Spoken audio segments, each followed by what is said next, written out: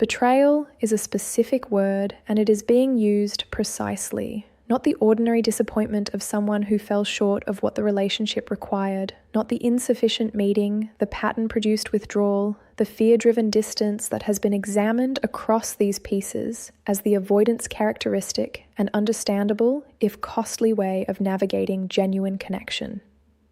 Betrayal is something more specific. The violation of an explicit or implicit trust, the doing of something that crossed a line that the connection's basic integrity required not crossing, the action or the omission or the choice that was not simply inadequate, but was genuinely, specifically, in a way that both people understood, wrong.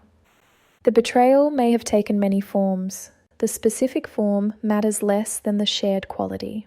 The quality of something that could not be framed as simply the pattern's operation, could not be accommodated within the narrative of an avoidant doing their avoidant best within the limits of their current capacity, could not be processed as understandable fear producing understandable behavior. It was the thing that exceeded the available framings. That required, if it was to be honestly described, the word that is being used here, betrayal, and now they want to come back. The wanting to come back in the aftermath of betrayal is real. This needs to be stated clearly and without the softening that might make it easier to dismiss, because the temptation, when someone has betrayed you, is to process the wanting to come back as additional evidence of the betrayer's character, as manipulation, as the cynical deployment of the appearance of genuine feeling in service of getting back what the betrayal lost. And this reading, while understandable, is not always accurate. In many cases, it is not accurate at all. The avoidant who betrayed you and now wants to come back is, in most cases, genuinely wanting. The specific, interior, management-exceeding wanting that has been examined throughout these pieces. The wanting that the loss of you produced, that the comparative diminishment confirmed, that the nighttime hours made undeniable. This wanting is not performed. It is not the calculated deployment of genuine seeming emotion in service of a goal. It is simply the avoidance interior doing what the avoidance interior does when it loses someone genuinely significant, registering the loss, carrying the weight of it, and generating the impulse toward the restoration of what was lost. The genuineness of the wanting does not make the wanting sufficient. This is the central, critical, most important to hold distinction in this situation. The wanting is real, and the wanting is not enough, not because genuine wanting cannot be the beginning of something worth considering, but because the wanting, in the context of a betrayal, requires something beyond its own genuineness to constitute a reason to receive it. The something beyond its own genuineness is the honest reckoning with what the wanting is actually made of. Every wanting to come back after a significant loss is made of something. It has sources, the specific interior conditions that are producing the wanting at the intensity it is being experienced. And the sources matter enormously for what the wanting actually represents and what the person doing the wanting is actually capable of offering. In the ordinary, non-betrayal, avoidant return, the sources of the wanting were examined in the piece on why the avoidant comes back, the loss registration, the comparative diminishment, the confrontation with the pattern, the fifth trigger of genuine time and honest reckoning. The sources vary in what they reveal about the avoidant's readiness and the depth of the internal work that has occurred. Some sources suggest genuine movement. Others suggest the anxiety-driven seeking of relief from the panic of loss. In the betrayal context, the source question is more urgent and more specifically important, because the betrayal has added a specific layer to the wanting's conditions that ordinary loss does not add. The wanting is not only the wanting of someone who lost something significant. It is the wanting of someone who lost something significant through a specific action, through a choice that violated the connection's basic integrity, that caused a specific harm, that requires a specific and genuine reckoning to be adequately addressed. The wanting to come back from this position can be sourced in the reckoning, can be the genuine, painful, took time and cost something product of someone who sat with the full weight of what the betrayal meant, not just the loss it produced, but the specific quality of the choice that produced the loss, the specific harm caused, the specific trust violated, and arrived at a place of genuine accountability that the wanting is now an expression of.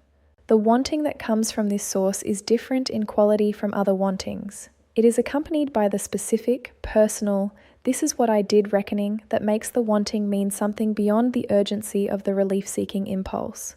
Or the wanting can be sourced in the panic, in the loss registration that produces the impulse toward the restoration of what was lost without the adequate accounting for why it was lost, in the comparative diminishment and the regret and the specific weight of the absence without the specific, genuine, took-work reckoning with what the absence was produced by. The wanting that comes from this source is urgent and genuine in its feeling, but it is not the wanting of someone who has done what the betrayal requires to be done before a return can mean anything. The distinction between these two sources is the most important distinction you will encounter in this situation, and the distinction is not always visible in the initial approach. The avoidant who is coming from the reckoning and the avoidant who is coming from the panic may both arrive with the same urgency, the same expressed genuine feeling, the same evident impact of the loss. The difference is in what is underneath, in what the wanting is resting on, in what comes after the initial approach. How do you tell the difference? Not through what they say in the initial approach. The avoidant who is coming from panic and the avoidant who is coming from genuine reckoning may say very similar things initially. The expression of genuine feeling, the acknowledgement of the absence, the communication of what the loss has been, these are present in both. The words are not the reliable indicator. The reliable indicator is what happens when the conversation moves toward the betrayal. When the approach opens into the space where the betrayal's specific content needs to be addressed, not as the foreground of every interaction, not as the perpetual revisiting of a wound that is supposed to stay open, but as the specific, necessary, cannot be bypassed accounting that any genuine return requires. The avoidant coming from genuine reckoning does not need the conversation to stay away from the betrayal. They have been in the conversation with it already, internally, in the private, honest, took-time accounting that the reckoning requires. They can enter the conversation about it from the outside now, with you, because they have already entered it from the inside. The specificity is available, the accountability is available, that this is what I did and this is what I understand about what I did and this is what it cost. You quality of someone who has genuinely reckoned is present in the engagement with the conversation. The avoidant coming from panic cannot be in this conversation comfortably. The panic is producing the wanting, not the reckoning. The reckoning has not occurred at the depth the betrayal required, and the conversation about the betrayal, the specific, direct, accountability requiring conversation, just activates the management's function. The deflection arrives, the minimizing, the redirection of the conversation away from the specific content of the betrayal and toward the general content of the relationship's value and the genuine quality of the wanting to return. The discomfort with staying in the conversation about the specific wrong done is the tell that the reckoning has not yet produced the foundation the return would need to rest on. What do you do with the wanting to come back? This is the question that this piece needs to address directly, even though the answer is not simple and is not the same for every person in every situation. It depends on too many things to be reduced to a prescription. What it does not depend on is the genuineness of the wanting. The wanting is almost certainly genuine. That is not the question. The question is whether the wanting is accompanied by what the betrayal specifically requires. The betrayal requires more than the ordinary insufficient meeting return requires. In the ordinary return, the question is whether the avoidant has done enough internal work that genuine change in the relational behavior is possible. In the betrayal return, there is an additional and more foundational question. Has the avoidant genuinely, specifically, without the deflections and the minimizings and the management's redirection, away from the full weight of what happened, reckoned with the specific wrong of the betrayal itself? Not just the loss it produced, the wrong, the specific violation of trust, the particular harm, the choosing of something over the integrity of the connection, in the way that the betrayal always involves the choosing of something over the integrity of something else. The reckoning with the wrong is a different kind of reckoning from the reckoning with the loss. The reckoning with the loss is about what was lost and what that costs. The reckoning with the wrong is about what was done and what it means about who the avoidant was in the moment of doing it, and what would need to change for the doing of it to not be possible again. The second reckoning is harder. It requires more of the specific, identity-level honesty that the embarrassment piece examined. It requires the avoidant to sit with the gap between who they want to be, who the narrative has been describing them as being, and who they specifically demonstrated themselves to be in the act of the betrayal. It requires not just the acknowledgement of the loss, but the ownership of the wrong. The wanting to come back after betrayal is not nothing. It is the genuine, interior, management-exceeding product of the avoidant's real investment in you and the real experience of your loss. It deserves to be received as what it is, genuine feeling reaching toward you from a person who genuinely cares rather than dismissed as manipulation or cynicism. And it is not sufficient, not by itself, not as the only thing being offered. What it requires, what you deserve to receive before the door is opened, or before the door is opened further than the initial gesture of engagement that allows the conversation to occur, is the evidence that the specific second reckoning has happened, the reckoning with the wrong itself. The evidence is not in the words of the initial approach. It is in the quality of the engagement with the specific content of the betrayal when that content is brought into the conversation.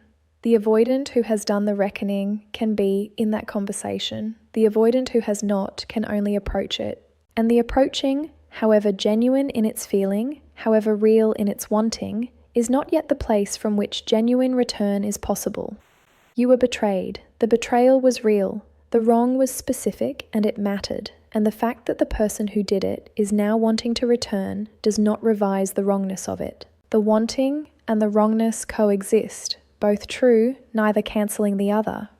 What you deserve in this situation is not a simple answer. Not the clear, clean, this is what you should do prescription that would make the decision easier but less honest. What you deserve is the time and the space to assess what is actually being offered, not the feeling that is being expressed. The reckoning that is or is not underneath it, not the wanting that is genuine. The work that has or has not been done that would make the wanting mean something beyond its own urgency. Not the promise of different. The evidence in the specific quality of how the conversation about the betrayal itself is engaged with, that different is not being promised, but is being demonstrated. You are not wrong to have trusted. You are not wrong to require more than the wanting before you consider trusting again. The wanting is not the restoration of what was betrayed, the reckoning is. And the reckoning, genuine, specific, identity level, took work, is the only thing that could be.